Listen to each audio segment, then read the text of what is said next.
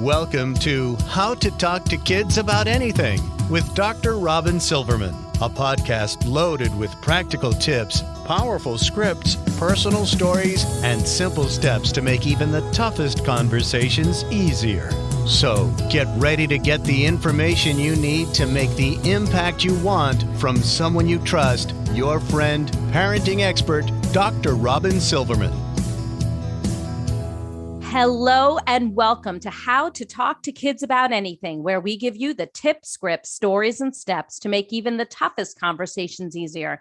I'm so honored to be your host, Dr. Robyn Silverman, child and teen development specialist, author, and speaker, and most importantly, parent of two great kids who give me the opportunity to love, learn, and grow every single day, whether I want to or not.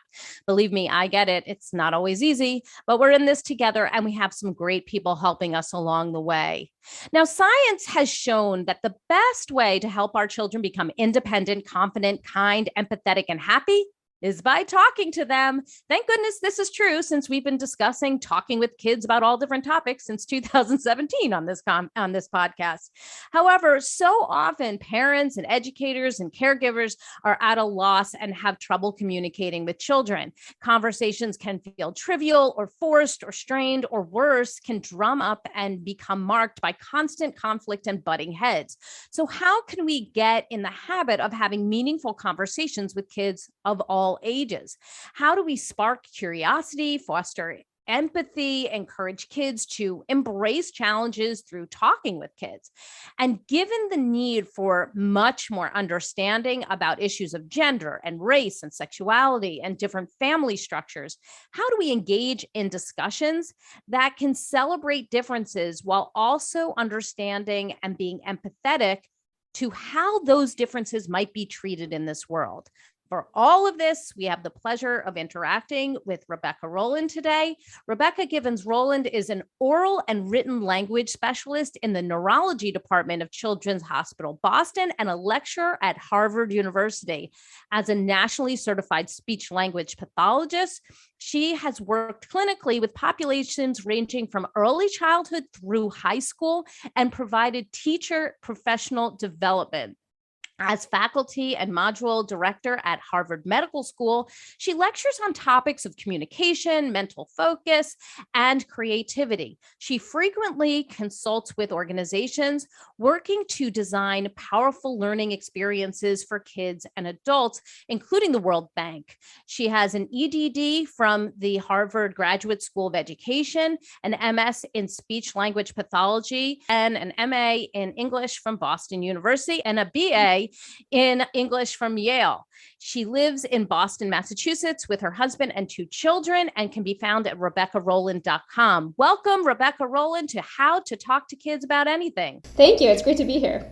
Well, I'm thrilled to have you. But before we get into the bulk of the conversation, can you tell us what gets you up in the morning and what got you so interested in the art and skill of talking with children? Yeah, so actually I started out even back in high school writing poetry and being really fascinated by the power of language and communication. And as I actually grew older and had kids, I was so fascinated by how language developed in children and how the back and forth of conversation can really be so powerful in building our relationships. So interesting. Thank you. And so I read your book, The Art of Talking with Children, and I think that there's so much to discuss there. I also was reading, there was one area I was reading, I think you're correct. Sometimes it can be hard for parents and educators to talk to kids about all different kinds of conversations, all different discussions, where there's a back and forth and a learning and a growing. So to orient us before we dive in, can you finish this sentence? Engaging in quality conversation with children, or rich talk as you call it, is so important because? Yes, because it will enhance your relationships in the moment, so you have more fun and joy in your relationships, and also build children's skills over the long term. Excellent, excellent. So in the beginning of the book, you highlight a conversation about adoption, which is interesting for me on two accounts right now. I'm writing my chapter on talking to kids about different family structures for my forthcoming book. That's one of my chapters, and I'm writing it right now. And specifically the section on adoption. And my husband and I adopted both of our kids.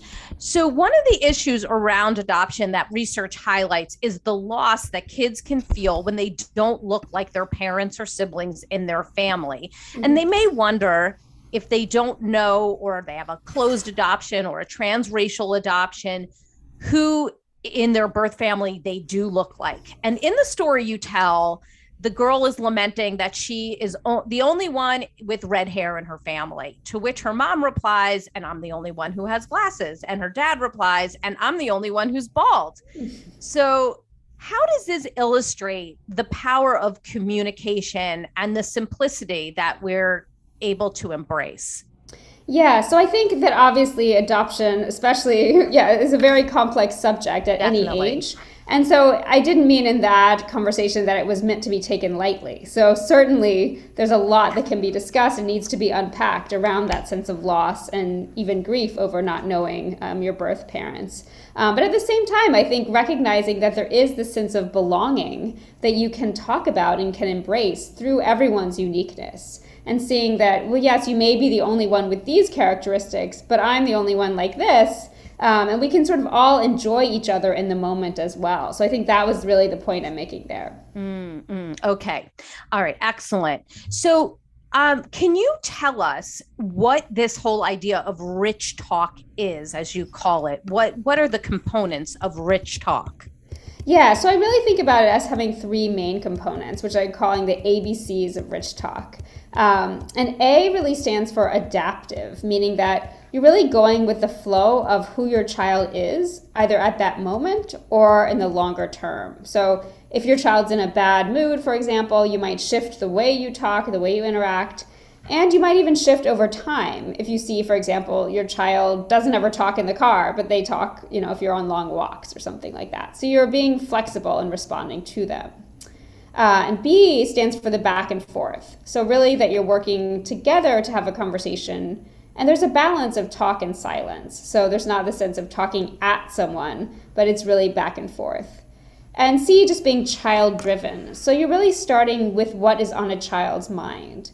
And that could be positive or neutral or negative. So it could be anything that excites them, but also that worries them or, makes them feel upset. So whatever they're sort of focused on at the moment, you're really interested in exploring that alongside them.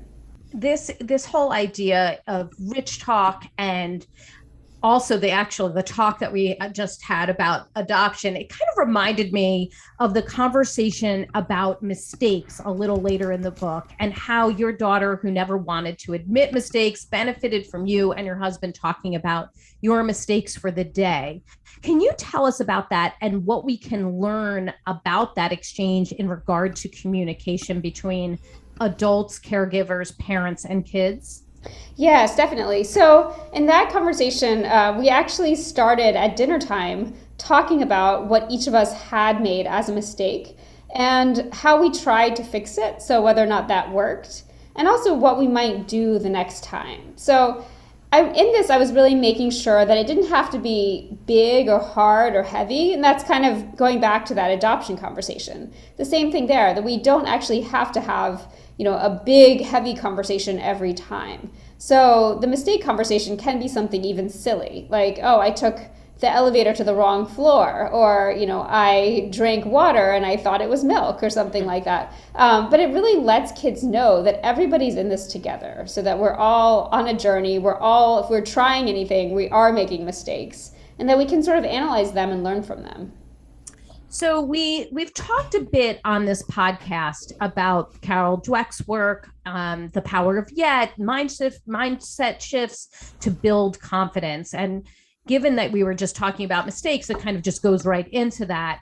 I'd love to discuss this whole idea with regard to how this information can help build conversations that help cultivate confidence in kids.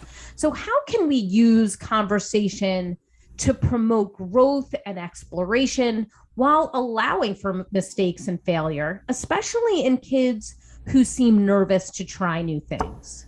Definitely. Yeah. So I think it is all about promoting what is called a mastery approach. So the idea that actually learning, mistake making is part of the journey, is necessary and helpful, and that we can actually set our own goals and celebrate partially meeting those goals, even if we are inevitably not going to succeed all the time, or inevitably going to fail part of the way or need to stop and regroup.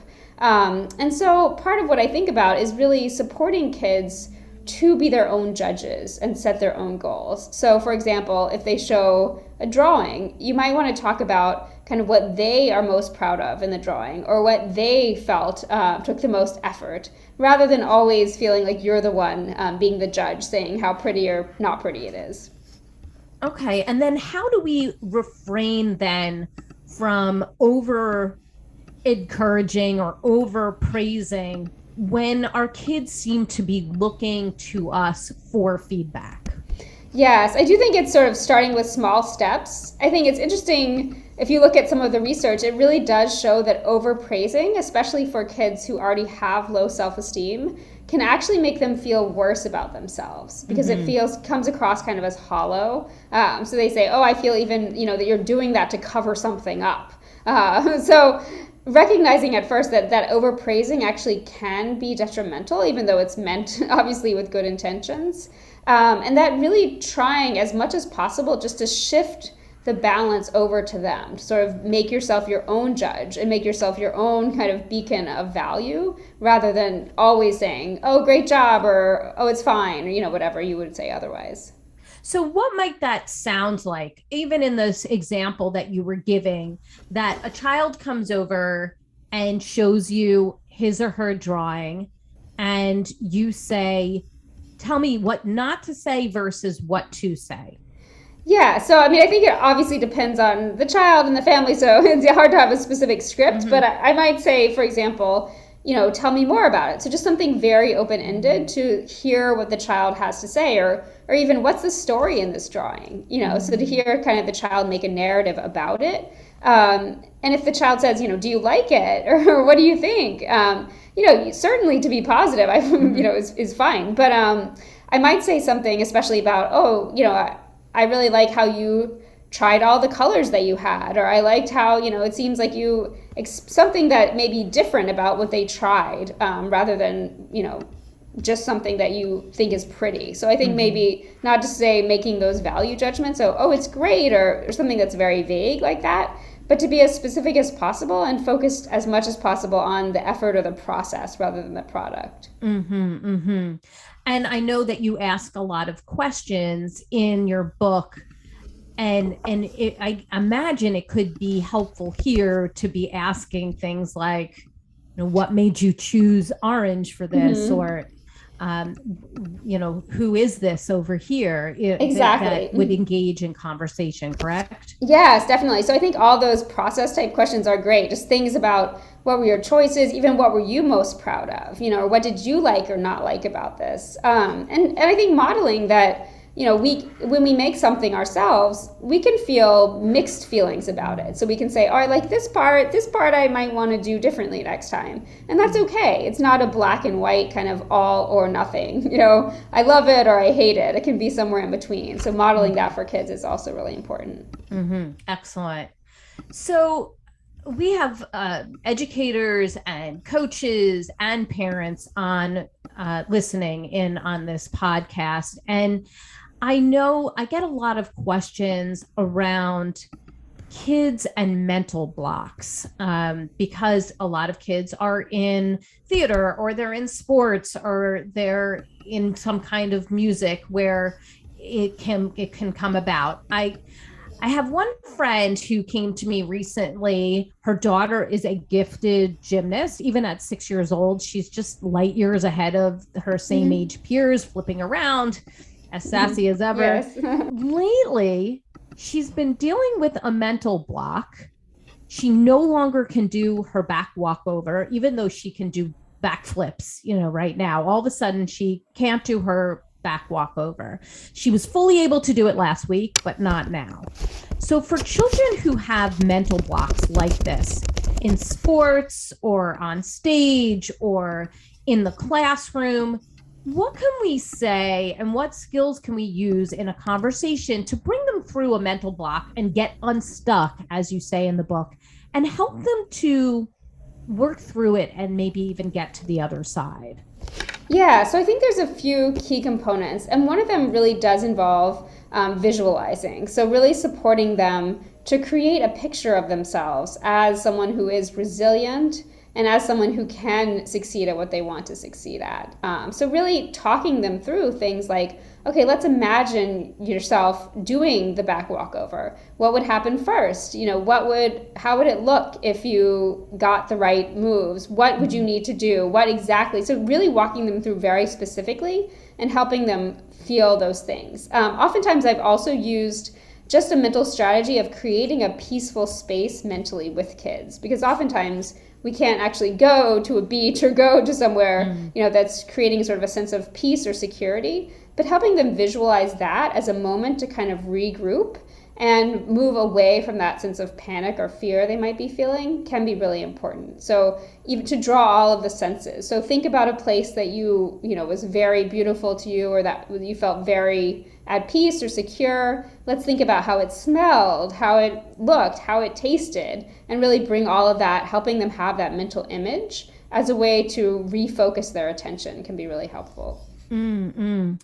And I know in your book, one of the skills that you use is kind of like a perspective taking, like the aerial view. Would that be something that you might be able to use at this point too? Yes, definitely. So I think first, considering how it might look and feel to make that happen, and then also to look at other people. So take the perspective of, an Olympic gymnast. How are they feeling? How are they, what are they dealing with in terms of their own fear? And recognizing, I think, also normalizing the fact that everyone does have, blocks or even just feelings of fear or anxiety before they start something, but that we can actually work through those and relax into them and feel them, and using others as examples. So using somebody who might be very successful and saying, well, this person probably felt X and Y way, but what did they do to get over it? So helping them recognize that others need coping strategies, that's a very normal thing, and that we can develop those, sort of each of us can develop our own.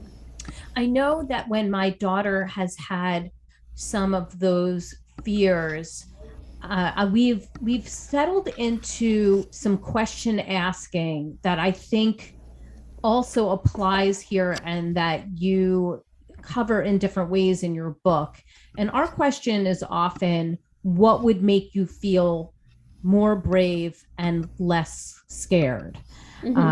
And helping to just, even like the little things, like I would want you to stand over here, or I would want somebody to spot me this way, or say this, or I need to do it over here instead of over there because I'm worried about the stair, or whatever it is that might be getting there. Because those little things, there could be a lot of little things getting in the way rather than maybe one big thing. Is that correct? Exactly, definitely. So yeah, we think about sort of helping kids with two aspects. So the predictability aspect of things and control. And so really supporting either of those two things through conversation is really key. Just as you say, sort of what could I make that's more under my control? So, it might be that I would feel that if I knew you were standing here, I would have that as my touch point. Or if I knew that, I had my particular socks, that would make me feel, at least in this moment, I would feel sort of more in control. And recognizing that those small things, it's not like they're magic or anything like that, but they can provide a sense of security for anyone, but especially for kids. Excellent. Okay.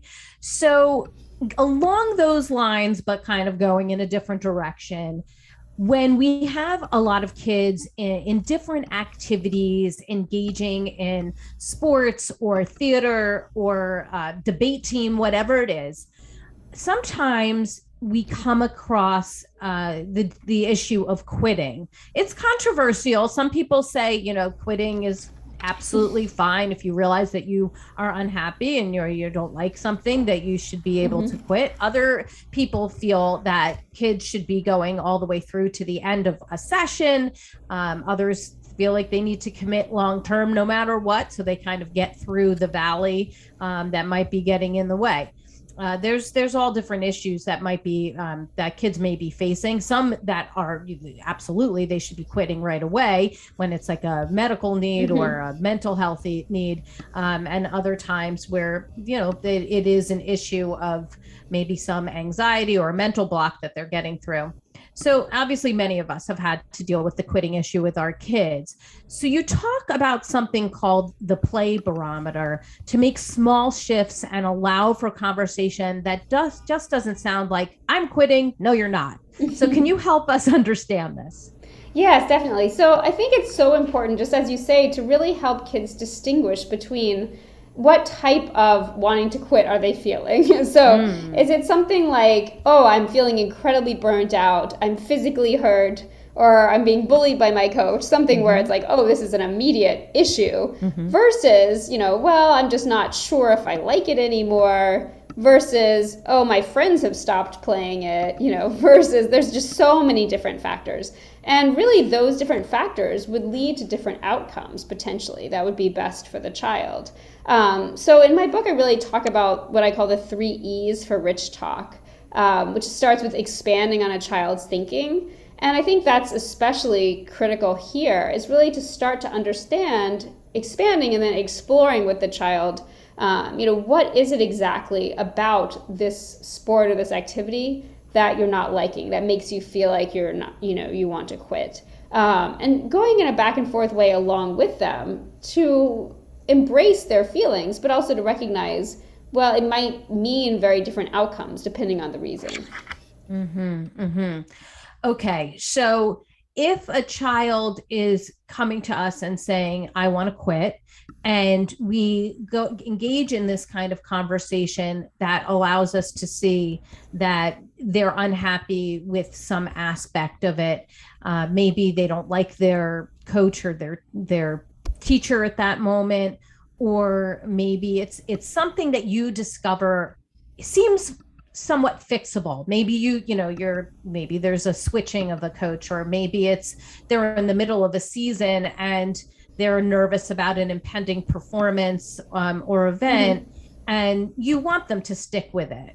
So then what is the next conversational step that helps them to see that there is a benefit in staying, even though it may be uncomfortable? Yeah, so I think that a lot of that does have to do with this continuing conversation and with a lot of modeling. So I think to recognize that kids don't always, take it to heart if we just say, it's good to finish, or, finishing is the right thing to do, that in that abstract, it's really hard for kids to connect with that. So to use examples, even whether it's from your own life or from the lives of, friends or relatives, to say like, well, I wasn't very good at playing piano and I got really frustrated first, but when I realized I was able to play some pretty complicated pieces, it became really fun for me, but I couldn't do that until I had learned some of the more basic skills. So helping children kind of see through that back and forth that there is value in kind of getting to a different level, and even asking them potentially, well, what would you like to be able to do in this area? So putting that goal setting over to them also as a question, and helping them see that as well. Okay. So let's move to, and maybe we can apply these 3 E's and some of your other skills to a different area, one that is very much on the mind of a lot of people, because one of your chapters is on becoming a global citizen. And it's obviously very important to discuss differences so that they are not misconstrued or belittled or ranked as they often are. You talk about a lot of different skills we can use to open up conversations and open minds in particular, from, watch out for all or nothing talk, use how, when, where, use those 3 E's you were just talking about, notice, counter, and personalize. I'd love for you to take us through some of these skills so that we can understand what they sound like and how we can use them to talk about bias and bust stereotypes. Sure, definitely. So yeah, I think it is so critical, especially in today's day and age when there's so many different kinds of differences, to recognize that actually a similar kind of talk can support kids in combating bias and stereotypes across differences. So we don't always see that. We might think, okay, let's work first on, racial or ethnic differences, and then let's work on learning differences. And, there's all these different things you could talk about. But oftentimes, really this cuts across differences to help children be more open to difference in general. And so the way I think about that is by starting with some of those 3 E's. So for example, expanding on children's initial understanding, thinking about, for example, where have they heard a stereotype, and really helping them name stereotypes. So for example, if, I feel like because I have dyslexia, I'm not smart, well, where have you heard that stereotype? And then recognizing that they might need some education. So it might be that they need some back and forth with you providing some information for them about sort of more factual things, but then really exploring that each of us is different in some way. So I think that's the critical point here, is that maybe your friend has a learning difference that you don't, but you also learn in a different way from everybody else. So helping children see that, well, maybe you are like your friends in this way, but you're not exactly like them, and you may be very different in some other way. So really starting with the self and helping children see difference as part of themselves is key in starting to help combat bias for others. Okay. So that sounds like the education aspect of the 3 E's that is really helpful. What about asking questions? Like, well, you did say, where did you hear that from? What else? What other questions? What might we ask when we hear our child either asking about stereotypes or declaring a stereotype, like girls don't do great in sports, or whatever it might be? Yeah, so I think there are some really important questions you can ask there. And I think asking questions in that case can be so much more powerful than just saying, no, they don't. That's right. Because that, doesn't really do much. But to ask them, for example, why they might think that. So have they seen examples of that? But then also, have they seen examples not like that? So looking for the counter examples. And that might be among their friends, but also might be, in films and books, on video games. What about this girl? She seems like she's, pretty girly, but she also likes soccer. Can you tell me more about how you think about her? That kind of thing. So really getting into the counter narratives and sort of the counter examples. And starting also to help them explore, why do they think this stereotype has developed? And realizing that there might be a context, so something like, oh, well, do you think it's because back a while ago, girls weren't allowed to play sports or something, so that's maybe why people got that idea. And sort of thinking about that there's a history to how these things develop, and considering that along with the child can help them realize it's not really like that, but there is a reason that people might think that. So then you can apply that to other areas. I'm thinking like kids who may grow up in a lower income area who are stereotyped and made to feel like they're not smart, when perhaps they the stereo comes from the certain kids not being able to have access to the education that other kids may have access to. So educating the kids about that kind of background statement. Is that correct? Exactly. Yes. And I've actually done this similarly with sort of, neighborhoods that are in lower income areas, and that sometimes we talk about food deserts when there's not, a lot of fresh grocery stores and things like that there. And that may lead to, for example, people in those neighborhoods not eating as much fresh food because they don't have access to it. But it's not because they don't want to do it. So even to take your kids out on experiences. So to say, well, let's drive around and look. what if you lived here, what would you have access to? What would be easy to walk to? And helping them realize at a very experiential level, oh yeah, it's actually really hard to get to a grocery store with lots of fresh fruit if I lived here. And so to really help them develop both an understanding, but then also empathy for people who might not have all the choices that they have. And that certainly helps with that all or nothing talk, to say, all kids who live in a lower income area, all girls who are in sports or whatever. Exactly. Obviously, that is incorrect.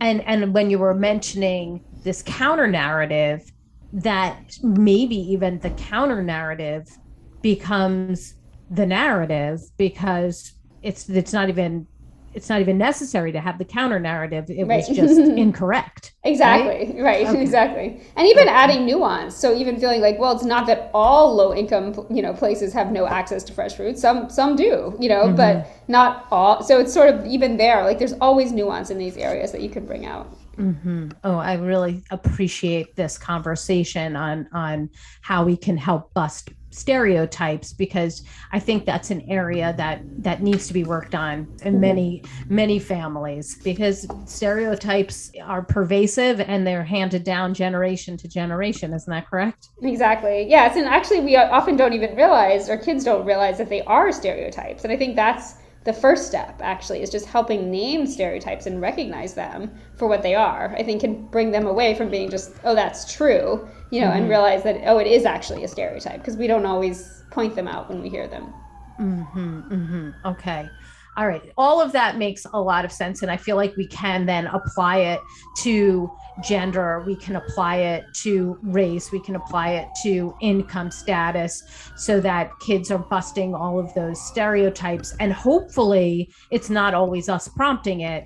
It's them then able to generate it on their own and seeing the connection between these types of questions and all different types of biases and stereotypes. Is that correct? Exactly. Yes. And that's really the idea of this book in general, is that all these conversations are meant perhaps to have more parent talk at the start, just to get them started, but then are really meant to help jumpstart the child doing much more of this on their own.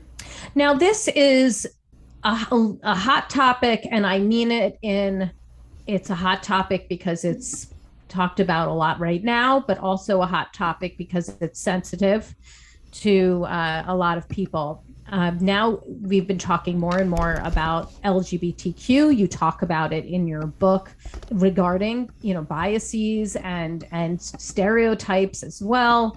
And I am curious about how parents and educators, now that a lot of people feel like can't be talking about this, they shouldn't be talking about it, and then they get information that they should be talking about it. It's very confusing to them.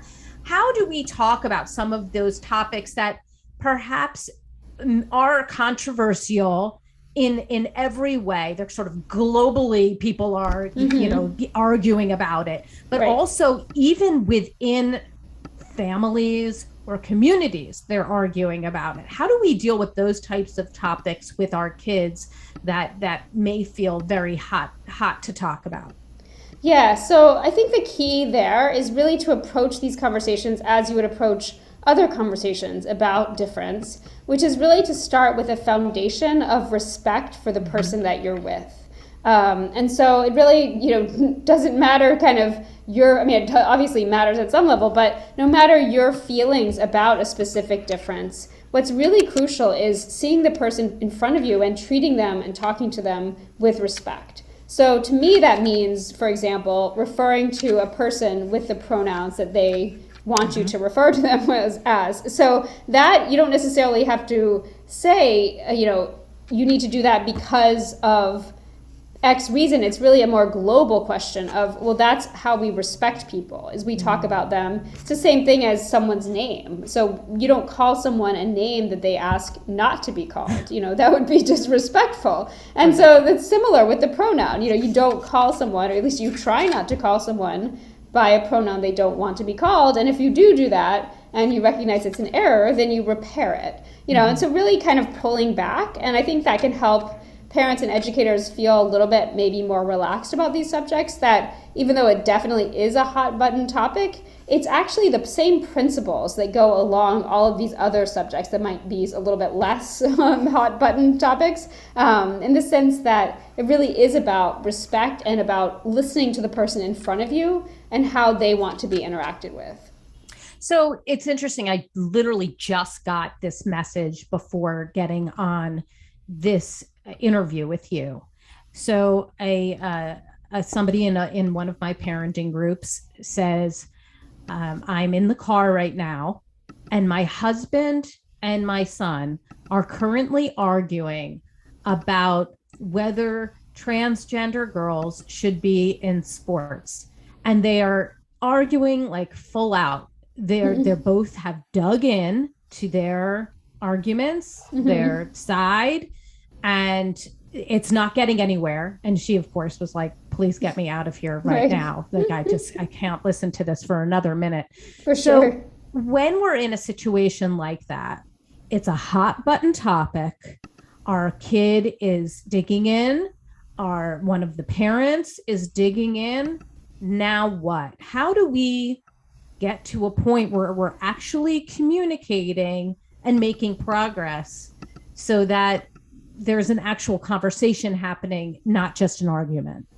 Yeah, so I think there's some key things to think about there. And the first I would say is that as the adult, you have the opportunity, even though I would not say it's always easy, but to be the person who isn't just going to keep digging in. So to be that person who's going to say, I'm going to pull back. I might not agree with you any more than I did before, but I'm going to pull back and allow myself, for example, to ask some questions to understand your perspective better, to let you explain yourself better, and not to feel as if it's sort of a equal, I have to win or you have to win situation. So I think that is one thing that as the adult, it's really important to keep in mind, that we might, let our child say something we think is very wrong, but to be able to let them express why that is, and to maybe gently offer them our interpretation of things, can be far more effective than just engaging in this back and forth battle. So things like, I'd like to understand how you came up with that idea. Could you tell me more about that? Or I don't agree with this part of what you're saying, but I see that both of us, want everyone to feel like they're included in sports, or like they're included in a community or something like that. So is there something you agree on, even if it's a very high level thing, even as you're disagreeing? So things like that, I think, can really support a conversation to start at least moving a little bit rather than feeling so stuck. Yes. And as I've done the work that I've done, and I imagine you have found this as well, that when we're going into a conversation like that, we shouldn't be going in to just prove our point. We should be going in to learn, right? To be able to be swayed in some way.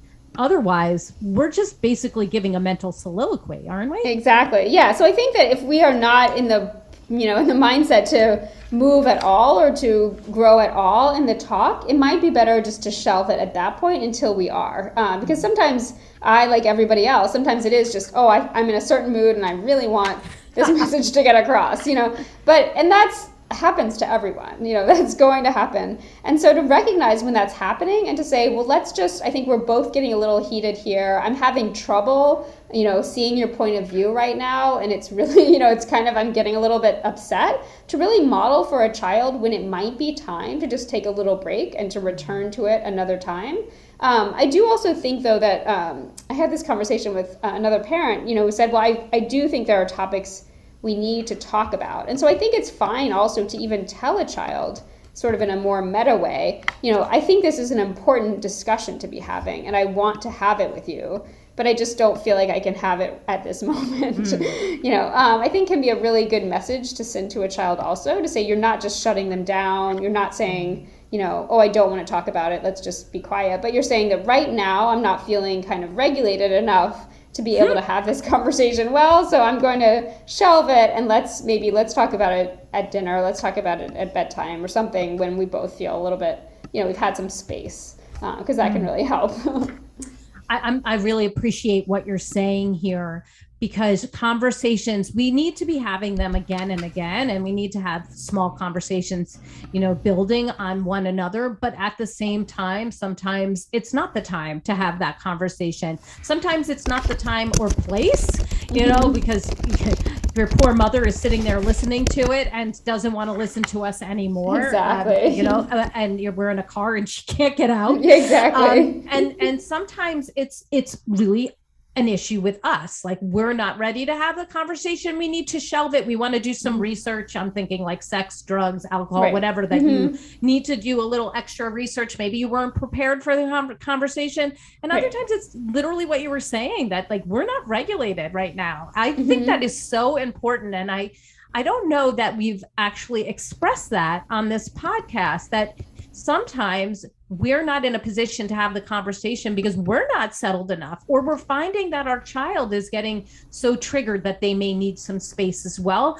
And that we can actually schedule a time to talk about it again so that they don't feel like we're just pushing it off and ignoring it. Is that correct? Exactly. Yes, I think that is so important. And also to recognize that sometimes these conversations can feel out of control at one moment when they don't at all at another moment. So I've had parents who say like, well, you wrote a book about conversation. Shouldn't we just be talking all the time? And it's like, well, no, I mean, sometimes like I'll wake up in the morning and my son has like playing his speak and spell computer, thing. And it's like constantly, I don't know if you know that, but it's like there's like spell laughter, spell piano. And I'm like, oh my goodness, like I cannot have. And my daughter's like, I want to talk to you about something that happened with my friend, and you think like, no, this is not the time. This is not the moment for that to work. And to even help kids recognize, like, let's look at the situation. Let's listen. What are the keys that this is not going to work right now? And so they see it alongside you that, this is, it's not that you don't want to talk, but look at the circumstances and let's find a time when it could work. Yes. So important. Excellent. Well, give us your top tip. What do you want people to come away with after listening to this podcast or reading your book? Yeah. So I definitely would say first that big or rich talk or rich conversations don't have to have as their subject matter really big ideas. So you can have a really great conversation about, a gummy bear or about something that fell in the garbage, or, you can really talk about lots of big ideas starting really small. And I'd also like to kind of change the paradigm a little bit from being always feeling like you need to direct or teach or advise to being more of a back and forth conversation partner. So I think that kids really appreciate that. And you can really get a lot more from kids when you're kind of having that more back and forth talk. Excellent. Thank you so much for that. And give us the resource of the week. Where can we go to get more information about you, your book, and the work you're doing? Definitely. Yeah. So you can go to my website, which is just www.RebeccaRolland.com. You can also, I have a weekly newsletter that you can sign up there for as well, where I give tips every week. And I'm also on Twitter and Instagram. So the Twitter is Roland_RG and Instagram is Rebecca.g.Rolland. And we will have all of those links and all of your information on the show notes so that those of you who are driving or running, working out, going from place to place, don't worry about it. We got you covered. And I want to thank you so much, Rebecca, for your insights and your strategies. I really appreciate what you've said here about really listening to our kids, allowing them to direct the conversation in many ways, asking questions, stepping back, getting perspective. All of these skills are really important for everyday conversations and also the big conversations. So thank you so much for being on the show today. Oh, thank you. It was a pleasure. Well, I've got my takeaways, and sweet friends, I know you have yours. So let's discuss them. Come up on Facebook. You can go to the Dr. Robyn Silverman page, or let's chat about it at drrobynsilverman.com or twitter.com/Dr. Robyn. I'm also on Instagram under Dr. Robyn Silverman. And if you love this podcast like I did, I hope you'll go up to iTunes and rate and review it so other people can learn about Rebecca Rolland and all the great insights and strategies she provided today so that they can use them in their own homes. I truly appreciate it.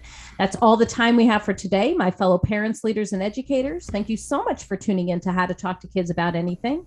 For more information on books, articles, speaking engagements, or curriculum, please go to drrobynsilverman.com. There's so many great podcasts up there, and the show notes to this podcast podcast will be up there as well.